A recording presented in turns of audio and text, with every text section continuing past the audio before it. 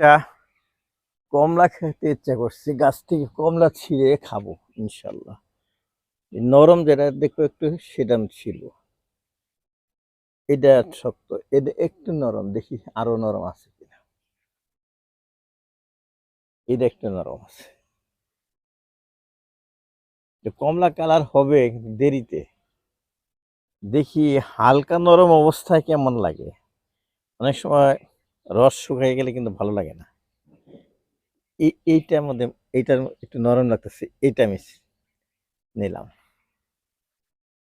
এটা নরম লাগতেছে, এই দুইটা আমি খেয়ে দেখি কিরকম।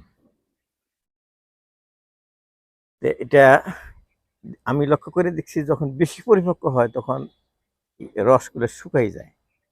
দেখি একটু আদা কাঁচা অবস্থায় নিয়ে দেখি কিরকম হয়।